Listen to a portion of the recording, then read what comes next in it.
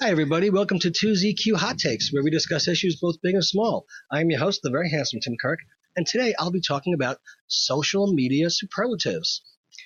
LinkedIn, Facebook, Instagram, and Twitter have billions of users, and most people prioritize and stratify their posts based on the climate the platform seems to cultivate the most.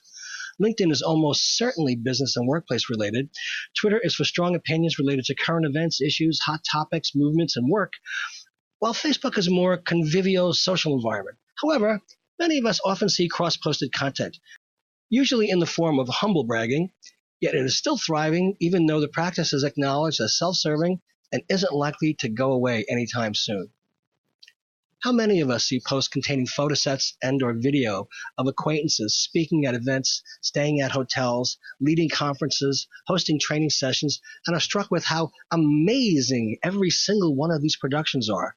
Incredible time speaking at fill-in-the-blank success workshop, amazing session with something leadership squad, unforgettable occasion with volunteer action committee planting bushes in parks.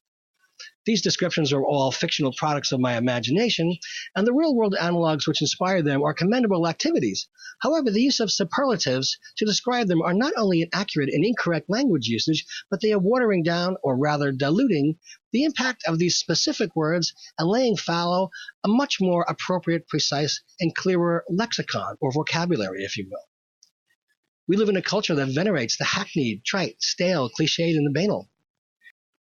It does get tiresome to read how easily amazed, not merely impressed, office workers are to engage in breakout sessions and attend leadership seminars with people just a few steps higher on the corporate ladder than their audience.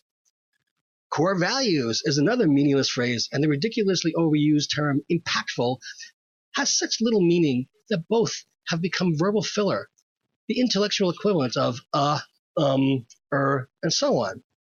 Virtually every individual I know who speaks at or attends these events uses these increasingly meaningless terms of speech, and as their careers progress, they seem to feel more and more comfortable employing them, possibly because they believe they're effective, and possibly because they can't think of another way to express themselves. But there is a thing called a thesaurus.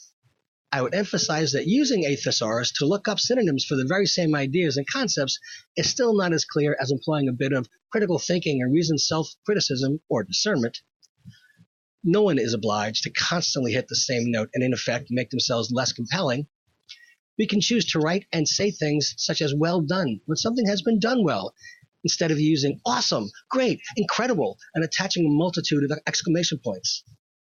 People distinguish themselves, and informing readers, listeners that an individual and or group bears the mark of distinction can be thought of as more prestigious than simply calling them rock stars. Rock stars are rock stars, not you. Some people are super excited and not enthusiastically looking forward to participating in an event. Some folks are purpose-driven instead of motivated. And don't forget about all of the world-class teams that are being led by innovators and disruptors, because that sentence is also virtually meaningless outside of the context of commonly used buzzwords in a workplace environment.